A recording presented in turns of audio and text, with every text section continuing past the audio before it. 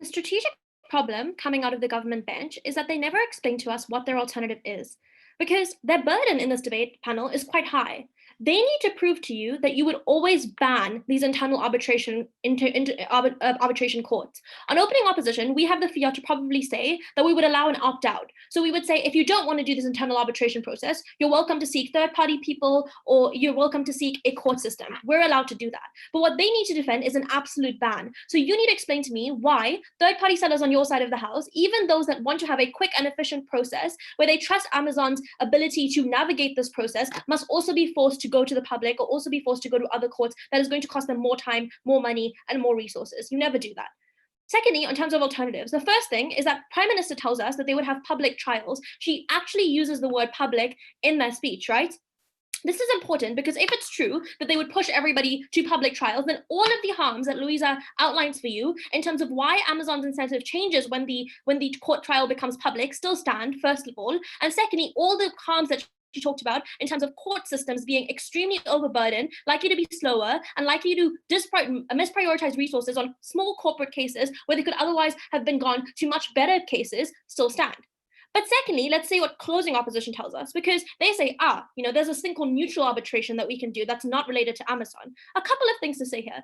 Firstly, this is pretty much just status quo, because what Amazon does in its internal arbitration courts is that they look for a neutral third-party arbitrator that comes into this court that everybody has to agree on. This is the literal first rule of arbitration, is that the arbitrator has to be, and the mediator, and the person coming to the agreement has to be agreed upon by every single party in the room. And I'm not sure why then moving to a neutral court is going to be that much of a delta or that much of a change. It's probably just going to be very similar. But secondly, if it's not Amazon financing this, because not on our side of the house, we have the ability for Amazon to pump money into the system to make it extremely cost efficient, extremely quick, and extremely effective. If it's the government, then all of the harms that we talked about in terms of government resources being going to literally third-party seller cases from Amazon, whereas they could go to funding criminal courts, for instance, is misprioritized. Secondly, if it's Amazon, then I'm not sure why you get any sort of change on your side of the house, because then presumably all the power dynamic stuff still exists. But then thirdly, if it's a third-party system, where the burden of funding that comes on the third-party seller, then you're making again a literal barrier to them being able to enter these processes at the point where you make them quite expensive and quite inaccessible. So again, I'm not sure what their alternative is. Now let's talk about opening government, what they bring us, and explain to you why we conclusively win the top half of this debate. Note here, what they basically tell us is that Amazon is a bad actor. They want to keep these companies on their website. They want to keep them pretty much in a way that they want them to be, and they're likely to give them really, really bad deals because of this. The first thing to note is just this is non-comparative. You need to explain to us not only why Amazon is a bad actor, but why Amazon is worse in internal arbitration courts.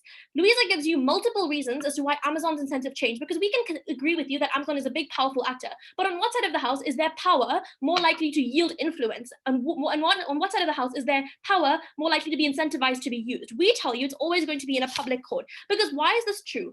Arbitration courts, the actual definition of them is to reach an agreement. This means that they're far less oppositional in nature, and the complete incentive of that court is for those two people to reach an agreement in a small informal space, right? Firstly, the arbitrator is chosen by all parties, which means it's significantly less likely that they're going to be extremely biased. But secondly, we say that it's important to know what their incentives are, because at the point at which our government concedes that Amazon has incentives to keep these people on their websites because they give you a valuable product, and Louisa really explains to you why they care about these people, because they give you a product that their consumers value, in a place where they're not forced to be in public scrutiny, they're probably going to give you a better deal, or more likely to acquiesce to you, or more likely to concede to you when they don't have to be under public scrutiny. On the comparative, in the court system, the entire case is oppositional. It is literally a trial whereby you have to vilify the other party in order to get your case across. That means Amazon being able to hire expensive lawyers to cross-examine these people and shift the blame of the entire process on them. Literally tell them that they're the ones that are at fault, that they're the ones that didn't comply with regulations, that they're the ones who have problems in their supply chain. This is at the point at which Amazon is much more able to wield their power to literally vilify these people, because it doesn't want to get a bad public image. And this is literally why you're unable to hold Amazon accountable in public, because Amazon has incentives to not look bad. And in order to not look bad, they will vilify whoever comes in their way. At the point at which these trials are not public, they don't have the incentive to do that. They're more likely to say, you're right here, you know what, let me give you a better deal, because they want to keep you on their systems. The second thing, and Louisa gives you literally 5 systematic reasons why courts are much worse in terms of power dynamics. The first thing she tells you is about expensive lawyers and why Amazon can always afford them. The second thing is about judicial precedent legislation, which has in the past consistently favored big companies. So at the point at which the majority of laws have been made by lobbyist groups, that literally picture groups like Amazon, you're not likely to get a law passed in favor, or like a judgment passed in line with a law that is favorable to you in any way. It's likely going to be a biased law to begin with. Thirdly, people like juries are much more likely to vote in favor of big names like Amazon because there's a bias towards these kinds of big names. You're much more likely to think Amazon is right than a small third-party seller. So we think you're not likely to get juries on your side of the house. But fourthly, we think Amazon has much more wealth, so they're likely to just drag the trial on forever and ever because they can keep paying the lawyer, whereas the third-party sellers literally run to the ground because you don't give them the option of having a small, short trial process. You're likely to actually deprive them of economic goods on your side of the house. Before I move on, I'll take closing. Go ahead. No question. Opening? Yeah, okay. Hi. In terms of your villain, like the Amazon is going to villainize smaller companies to maintain their image, like the public, why wouldn't the public like sympathize with the smaller company that's being purposely villainized? Yeah, that's a great question. And I think it really comes into, the question really is who has more power to influence the media? Because I don't think it's a third-party seller. I think it's a person that has the most ties to news channels already. It's the people that have the lawyers that can make you look really, really bad when they cross-examine you. It's the people that can embarrass you on the witness stand. And I think those, yes, you might have some public sympathy there, but I think the vast majority of cases, as when people value evidence and value the court system process, at the point at which you're likely to make that seller look extremely, extremely bad or have the power to control the media narrative, you're more likely to get worse outcomes for these people. So at the end of the day, Amazon is acting far worse in these courts. So what are the three main impacts you want to take into this debate? The first is about Amazon's incentive. Amazon has power on both sides of the house. On what side of the house does it have the power or the incentive to use that power badly? We say that it's when you force them to have a public trial and they have to vilify the other company. Secondly, in terms of third-party sellers, at the point at which you put them through an expensive process, you take away time from them, they're literally likely to have worse businesses at the end of it because they don't have the money to continue going, because big companies don't want to associate with someone who's taking other big companies to court, so you're less likely to give them platforms. And thirdly, we tell you that it means that they lose their reputation when they're being vilified. So we think you actually bankrupt these companies. And finally, you put an undue burden on the court system. For all of these reasons, vote OO.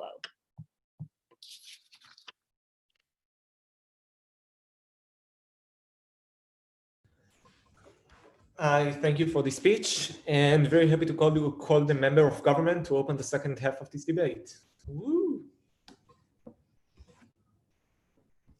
Thank you. Can you hear me? Yes, I can. Okay, I'll start in a moment.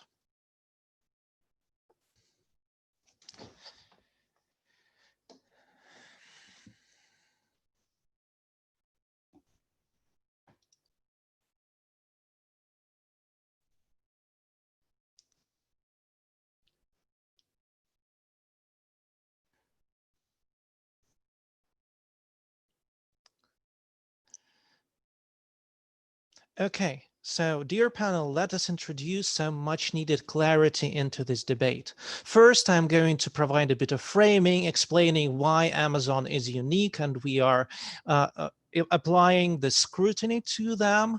And after that, 3 points of why the system is unjust. The first on why we need to ban it, but not to allow choice. The second, why the system is unjust in and of itself.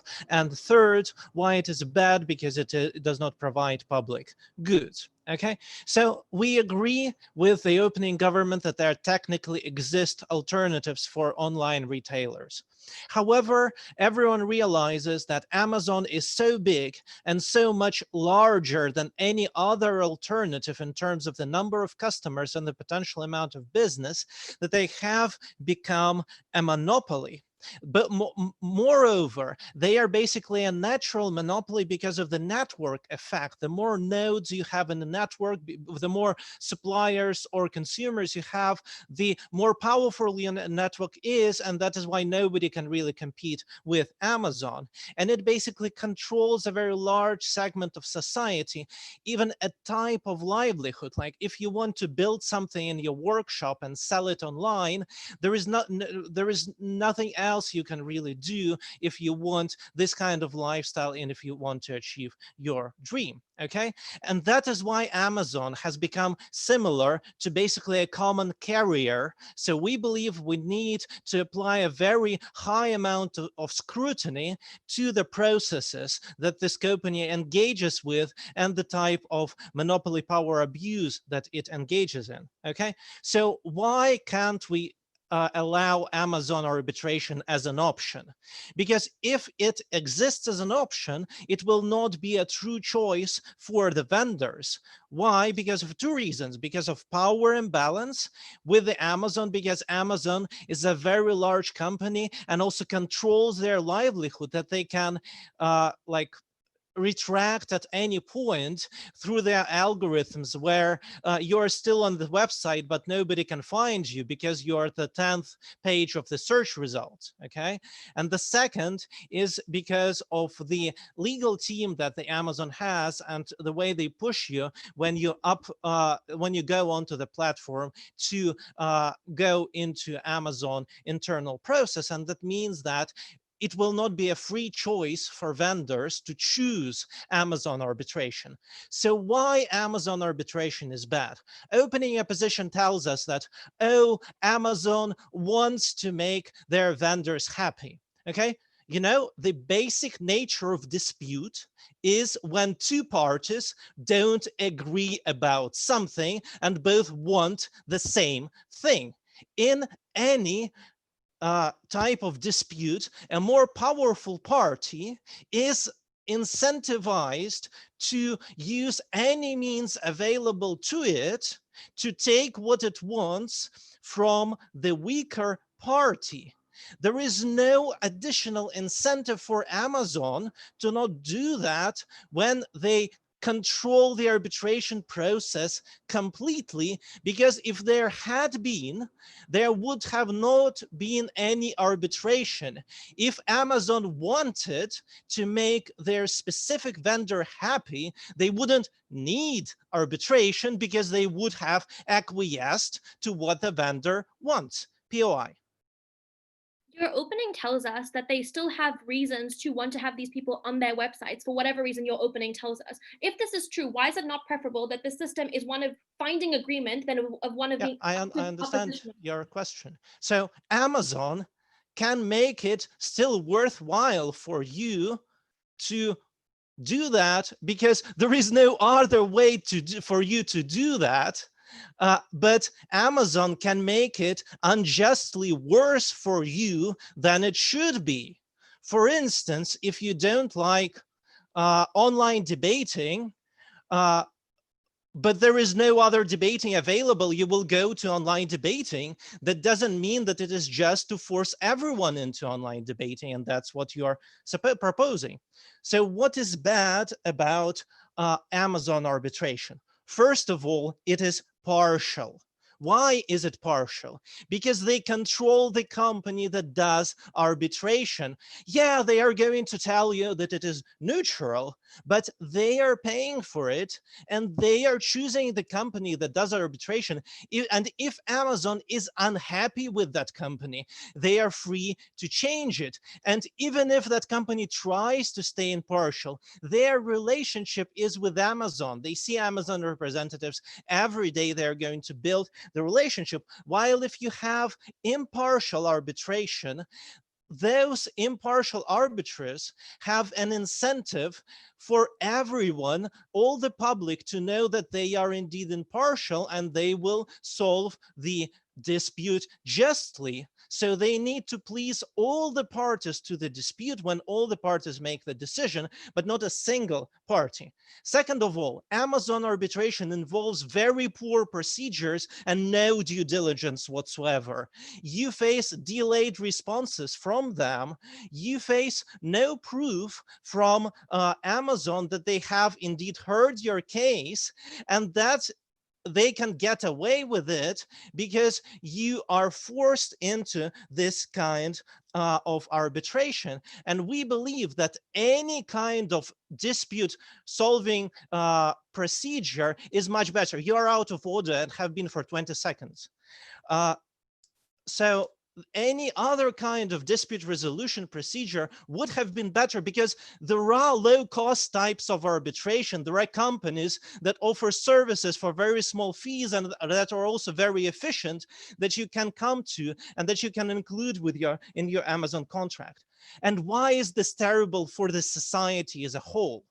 Amazon, as a company, offloads costs on its vendors and internalizes profits. Whenever there is something to lose money about, they are going to put it on their vendor. And they are going, when there is a benefit, they are going to take it for its shareholders. And it is bad, first, because many of the people who would have liked to have this kind of lifestyle and be in small businesses don't have access to it, but also the public doesn't get the services of those people who are pushed out of Amazon because of those unfair procedures. Proud to propose. Thank you. I thank the member of government for the speech and very happy to call the member of opposition. Ooh.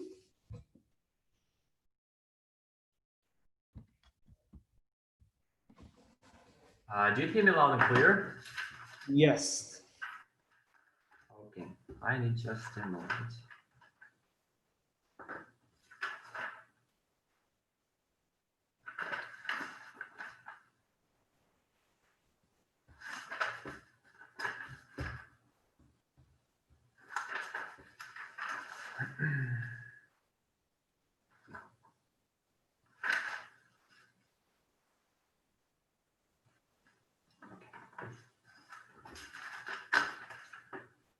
While opening opposition proves to you while internal court is more efficient than public, given it is fair, closing opposition will prove you the most crucial part of analysis, explaining why Amazon or basically any other retailer internal courts are likely and actually are going to be fair, even in the fairy tale world, when you don't have the option and ability to appeal, even if we do believe in that state.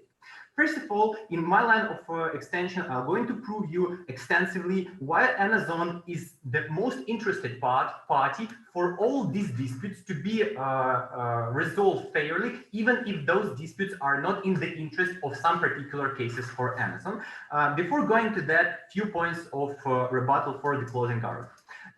Basically, this is the question which we asked in the point of information to the opening government, is whether you can leave and whether there is some kind of competition. And the closing government states us that Amazon is some kind of national monopoly. It is a pity that they didn't hear about such companies like AliExpress, eBay, like just the same marketplaces you can migrate to. It's a shame they didn't hear about different kinds of Google marketplaces, a huge corporation with even more money, able to become the competitor of Amazon if Amazon is starting to work against its own vendors.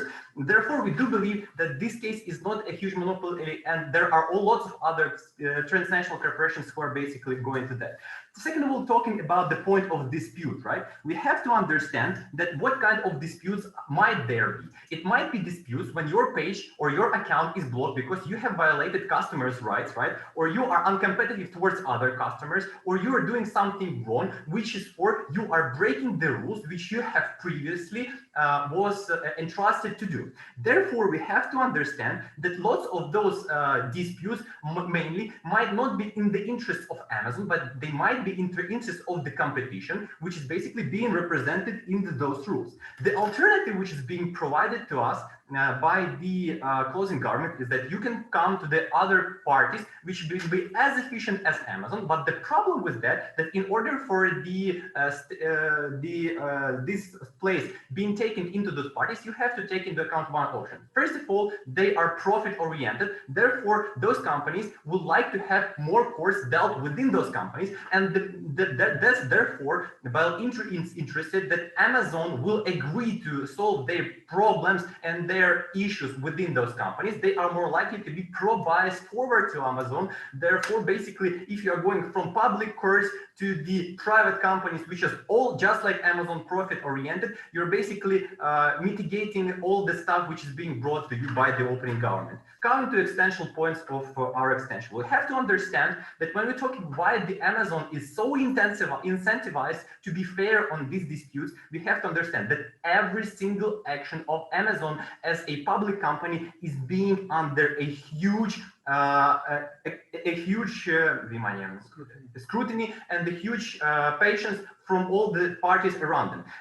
The journalists are looking forward for them. The stock sellers, stock market are looking for them. The competitors are willing to finance basically any journalist who is willing to show how the Amazon is working wrong. Why? Because Amazon is making money not only because it's big, but because it's fair, and it's basically because it's okay for you as a business, it's profitable for you to work with Amazon.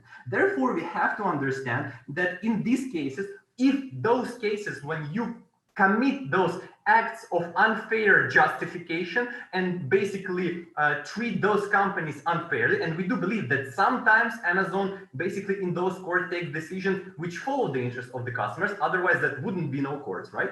We have to understand that those information is extremely easy to be distributed all over the state and all over the country. Moreover, we have to understand that even without the journalists, the media, with the nowadays development of social media, of internet, lots of people have lots of viewers on their personal pages. The information can be reposted, and therefore, even without the necessity of taking the New York Times or The Economist to show that stuff, you can increase the pressure on the Amazon through those social media. The problem with that is when Amazon is doing something unfairly and it's come out to the open space, first of all, you are more likely to be under the pressure from both the state and the auctioneers who basically buy or sell your stock. Your stock price is more likely to go lower, and therefore the owners and the stock owners of the Amazon are less likely to allow those unfair practices to be practiced in Amazon. Moreover, we have to understand that Amazon is not some kind of small business which is looking into every matter. Amazon has millions of deals every day, and it also has millions of disputes which are being looked into every year. We have to understand that it is basically impossible into such a huge company to look into each and every one small court or small dispute which is happening on your line of sight. As Amazon, you have to create a system, right, of overgoing and overlooking all those disputes, because otherwise it's basically will not work, because the disputes are too many. And if you create system which is basically unfair in this principle, you are more likely to go to all the drawbacks I told you previously. Therefore, we do believe that this system in the basis of a huge company is more likely to work efficiently. Before I continue, PI from the opening government. Okay, so even if like alternatives exist, like for example, it costs lower on Amazon to like sell your products, so it's like more accessible. So why, please engage with the fact, like why would you like risk weighing justice versus like accessibility for people who cannot like pay to sell on like better sites? The problem was that even if we are proving the crucial part of analysis, which is basically telling you that Amazon, if it is fair, is more likely to be faster, cheaper for both parties. You don't have to file an attorney, and it's more likely to maintain, safeguard your interest. Therefore, we are basically winning the case. So when you're talking about that and the huge deal of extra fast exploiting of information, if something happens, Amazon is, as a big company, which have to create the mechanism of those disputes. The problem with that is that this mechanism is actually works okay, because if it doesn't work okay, you will have the system where you basically, by going into winning in some minor disputes, you are going to destroy your reputation of fair and profitable marketplace. Therefore, while doing so, they are not likely to do that because it is not worth the effort for Amazon to lose its most important competitive advantage in order for them to do that. Therefore, by comparing us to the opening government, we have explained to you why it would likely to be fair, and all the stuff they talk is mitigatory at best. And when we're talking about the closing government, we have explained to you why the Amazon will be fair, and there will be no need for independent attorneys proud to oppose.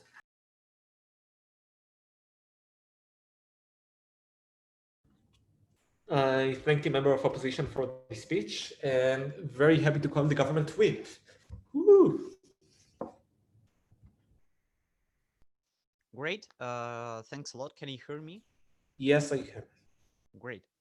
3, 2, 1. Firstly, let's deal with closing opposition, and they are very interesting, but to some extent fantastic case. They tell us that Amazon is afraid of public attention. We say that actually nothing changed in both world. Why? Because in both world, Amazon will push their counter agents to go to arbitrage courts, which are confidential in itself. Thusly, we don't understand what changed actually in that sense. And the second point is that actually you've got Google Market, eBay, and other companies, which actually is not substantive material, which is actually just a literal rebuttal. So we actually don't see any extension on closing opposition, but let's deal with that after all.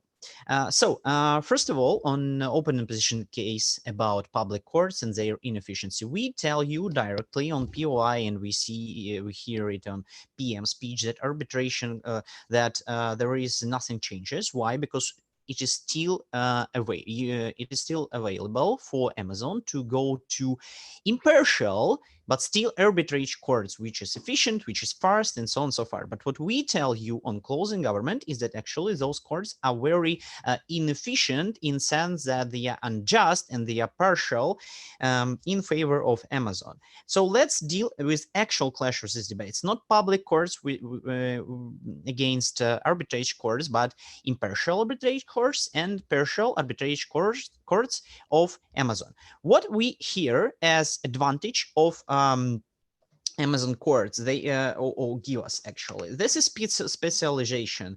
We say that this advantage can be mitigated on our side in a lot of ways. That is to say, impartial courts can hire experts in particular in certain area of law or economics to give information on how to resolve any particular disputes. B, we say that impartial courts just can gain experience from time to time and become efficient in that sense, and moreover, we say that impartial courts are no, it doesn't matter anyway. So this is the only advantage we actually see on open opposition, which is really differs in two worlds. But we have two problems with those courts, which are following. A, we say that internal Amazon's courts, in comparison with impartial non-state arbitrage, is worse because Amazon can incentivize judges to render verdicts favoring only Amazon. That is to say, internal arbitrage become binded by decisions in favor of strong parties due to not formal, but informal precedent systems, because you don't want to be seen to be considered as inconsistent when you just change your mind from time to time. That is why in a lot of countries precedent system factually exists without stare decisis rule. Second problem with those courts is that actually proceeding costs are higher when arbitrage courts have no incentives to compete between them, because Amazon will in all cases still choose internal Amazon courts, and that is to say thusly those arbitrage courts impartial do not have incentives to create efficient, fast, promptus arbitrage rules. Thusly, point of opening opposition that Amazon will settle with sellers is actually false. Why? Because Amazon actually has great opportunity to win all the cases due to partiality, due to tainted impartiality of judges, and thusly Amazon won't always concede to claims of their counter agents. Moreover, in comparison with opening government, some additional points. What we do better than opening government is that we give you great mechanistic of impartiality problem. We say that there are at least three ways how it can work. First, those people are colleagues, lawyers of Amazon and judges in Amazon courts. Those people are very often colleagues. They know each other. They drink beer after the cases, and thusly there is no arbitrators who is approved by arbitration institution managing particular cases who who is arbitrators, who is impartial enough in that sense. Moreover, we say that Amazon can cut off finance to whole arbitrage institution managing arbitration, and thusly whole arbitration is under influence, and thusly arbitrage institution won't enlist as potential available judge anyone who is not who doesn't have trust from Amazon. Moreover, third reason is that actually what Artyom brings to you is that it's problem with preparation of arbitration rules, which is obviously under influence of Amazon, who control arbitration institution. That is to say, even if we will agree that there are some cases when parties agree on impartial one particular judge, we say that due to institutional design of proceedings rule, those rules will still favor Amazon, and thusly impartiality will be harmed on institutional level. That is to say, and why this is more important than opening government case, because our consequences are more unique than there, because power imbalance and lack of legal skills pushing counteragents of Amazon to agree on Amazon terms exist in both worlds, but only on our world we see how only on our world we give you explanation why impartiality will exist. Moreover, we give you not so cursory explanation of monopoly scales. Why it is high? It's high, for instance, because of network issues described by my partner. But moreover, we say that often sellers working with Amazon are common people who often do not have this is important because costs of not working for those counteragents of Amazon is relatively much higher for them and not for Amazon, because it's the most important part of income. CEO said that Amazon is incentivized to put vendors' interest before its own interest. This is factually not the case, because for many of the sellers there is no feasible alternative as the competitors have on their side. Moreover, we say that even we see eBay or Google Market, we see no reasons why we should believe they have no internal arbitration system such as Amazon's, which we also should ban in next motion. Thanks a lot.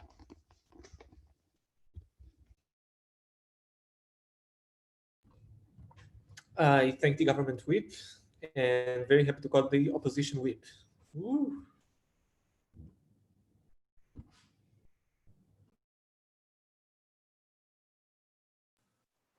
Can you hear me well? Could you speak a little bit louder? Yes, is this fine? Yeah, it's okay. Yes. Okay, I hope so.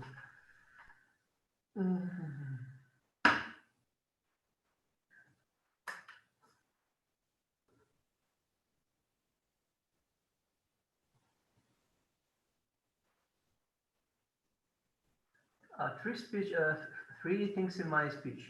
First, analysis of the external arbitrage thing from the closing government and explanation why it will not work any different, but it will be just more expensive.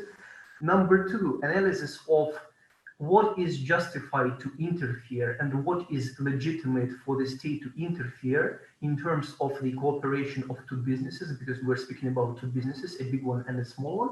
And number three, analysis of what is more important in terms of these debates, affordability of the arbitrage, which the open opposition gives you, and a guarantee of the fairness and analysis of the interest of the Amazon, which is our extension. So let's start with the idea of the independent arbitrage from the closing government. We tell you just one thing. First, closing government probably does not hear the opening opposition, which says that in the status quo, Amazon heavily relies on this arbitrage. It's not some in-house service. It's not like one officer or Bezos just calling the people and deciding himself. It often relies on these arbitrages, and this is already the status quo. The closing government, unfortunately, doesn't hear that. But let's say we agree on that. What we tell you is that these external arbitrages are likely to be with the same problems which the government claims the whole system of arbitrages to have. Why? First, while Amazon is interested in keeping their sellers happy, the arbitrage is interested in keeping Amazon happy. because it is, as far as we understand, the will of the Amazon to select what the arbitrage will be. Obviously, these are not small local sellers from all of these countries who will say, I want to go like to Hague, or I want to go to this arbitrage. It would be the Amazon who will decide like who is the biggest like external arbitrage. And this is a hell amount of money which this arbitrage will have. And this is a great like incentive for this arbitrage to keep Amazon happy, because if the Amazon is so much corrupt as provided to you by the closing government, like the whole government at all, the Amazon is likely to spread the message to the arbitrage that if you are not giving me the likely results, I'm looking for another arbitrage.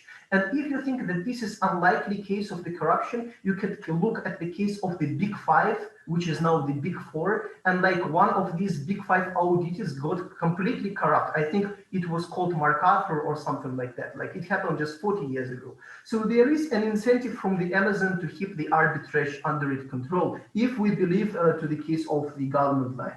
Number two, we believe that like the all difference between the true arbitrages, the internal, which does not exist by the way, and the external is only the cost. Because we think that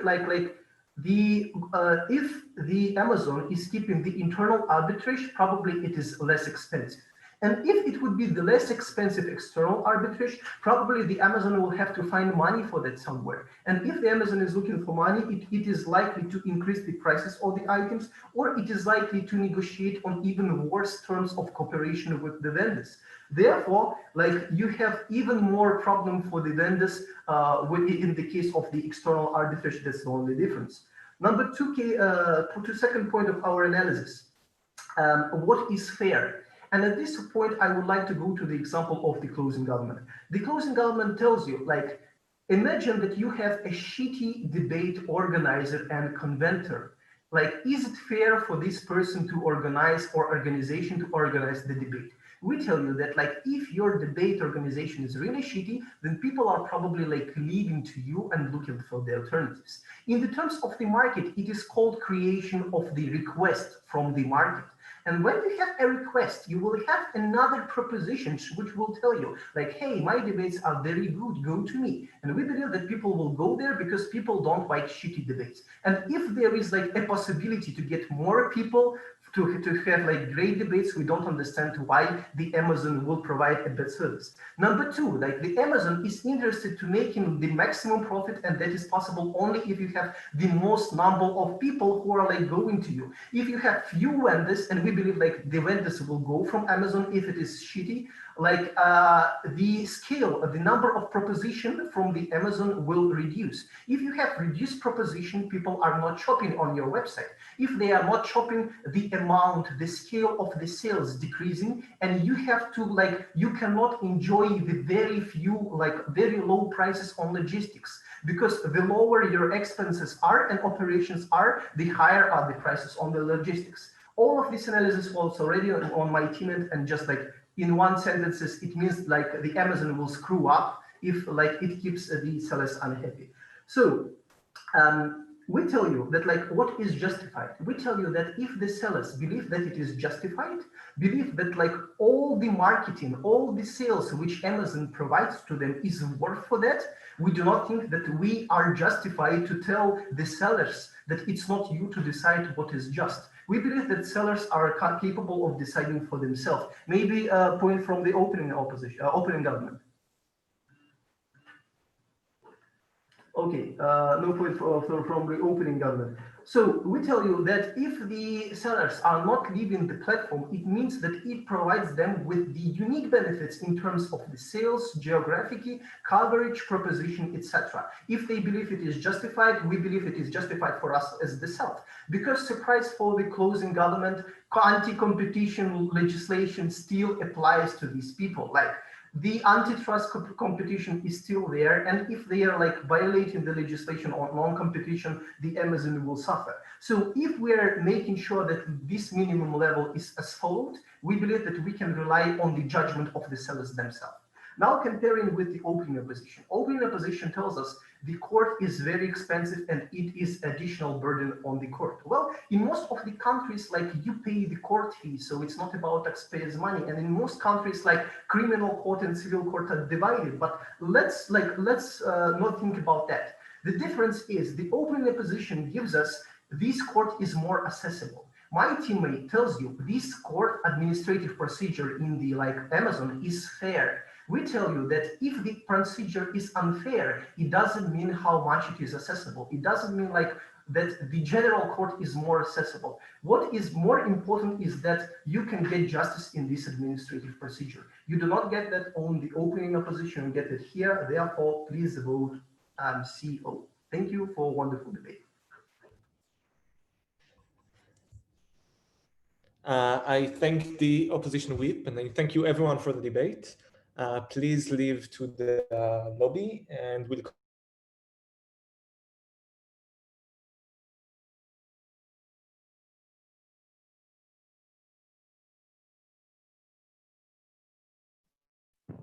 Please everyone stay in this room.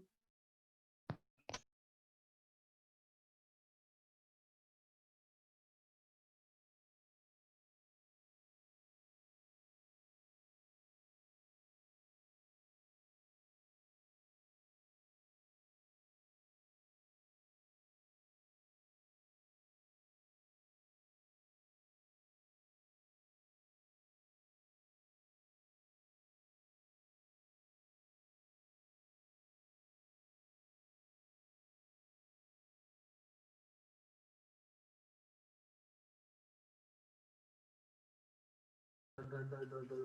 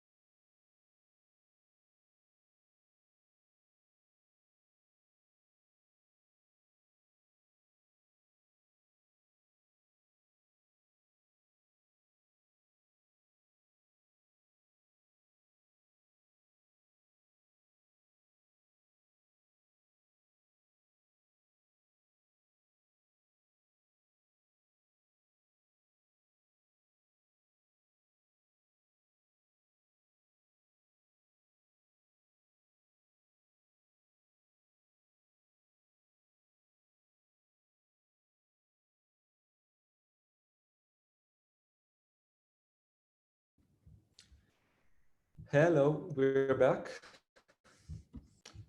Is everyone here? OG?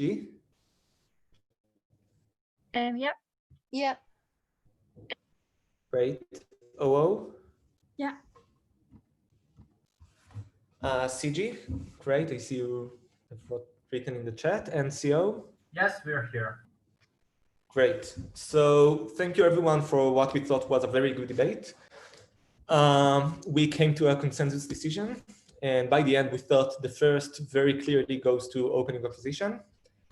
The second goes to closing government, which was a very close call to the third, which was closing opposition. And the fourth, unfortunately, goes to opening government. So first to OO, second to CG, third to CO, and fourth to OG. Let's put the teams in one by one and explain the call. So let's start from OG. I think that OG has given us two main claims. First of all, they have told us without a lot of analysis why the internal arbitration process is going to be bad for the third-party sellers, mainly because they've said that Amazon would have more power because it's their own court, and therefore it will make unbiased decisions. But I think OG here lacks the analysis to explain what are the specific mechanisms that are causing it to be that way, and why in comparison they are much more effective than on the other side. Secondly, they've tried to tell us that on the outside public courts, they are going to be less biased. And then they mainly said that those courts should be fair and also like without a lot of explanation of why specifically they are going to be fair. We think it is extremely important when we compare them to OO, because OO has tried, as I will say later, to give us many reasons why in both of the sides it's not going to be fair in the same way or going to be fair in the same way. And I think that the fact that OG doesn't really respond to those reasons is also harming their own case in a significant manner. So what did we get from OO? I think OO has given us many interesting things. First of all, they've tried to tell us why public courts are just biased in the same ways. They've given us a lot of reasons to that, because first of all, the same balance of power is going to happen in the same way. Amazon is going to have much better lawyers to pay a lot to them and try to sway how things happen. Second of all, because they have lobbyists to actually decide the rules. Third of all, because of precedents mainly goes to the richer, because that's how happened in like all the rulings. Therefore, they are going to have the upper hand on that.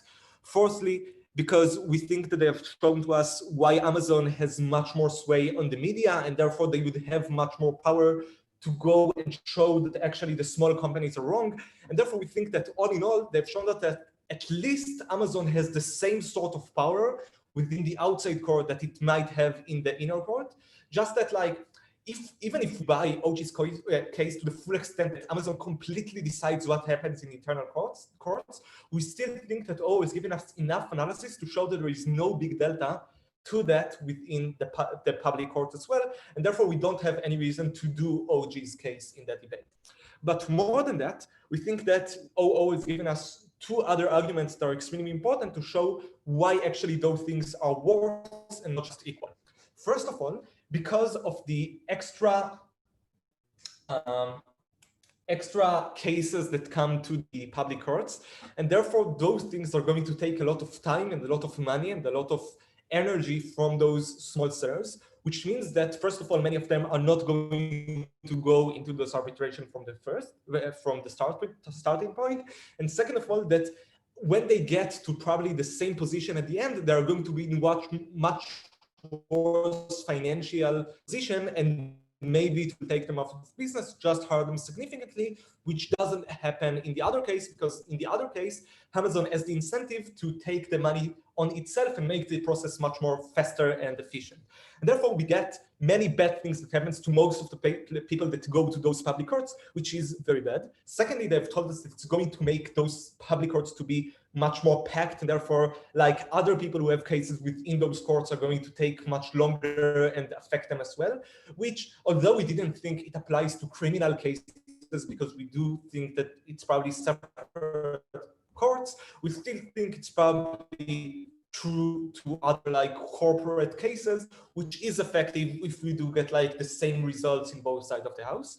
And third of all, I think also interestingly, OO has told us why actually within the internal arbitration, Amazon has more incentive to do the process more fairly.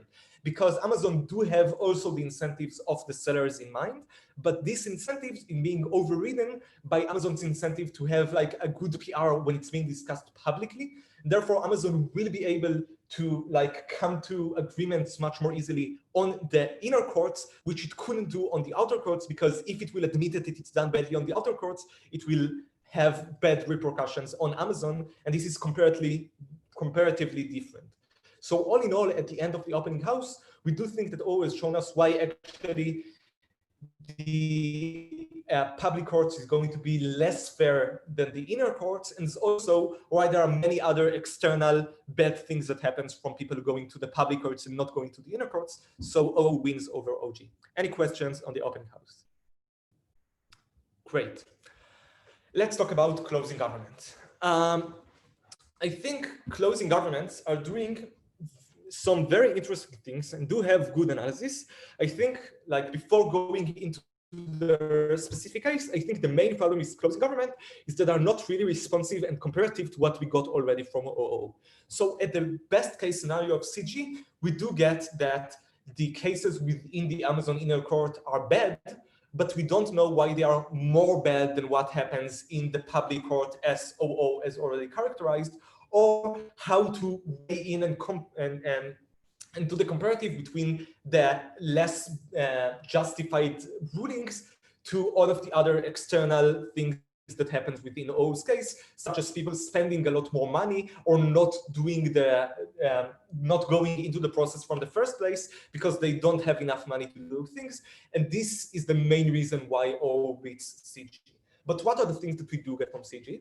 So I think, first of all, CG characterized this debate differently and say to us why Amazon in many cases is a monopoly, which means that people don't really have other options and have to do what Amazon tells them to do in many different cases.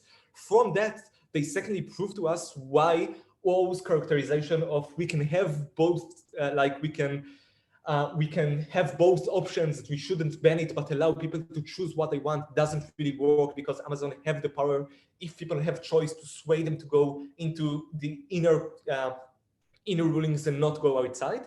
And most importantly, thirdly, I think they give us some systematic reasons to why Amazon has much more power within the inner courts, because it controls the judges or the arbitrators in many ways, because those people have an incentive to go back to those places, because in many cases, Amazon decides like the general rules in which the arbitration goes into, and therefore can make those rules to go into like more to Amazon's benefit. And yeah, I think that's mainly it.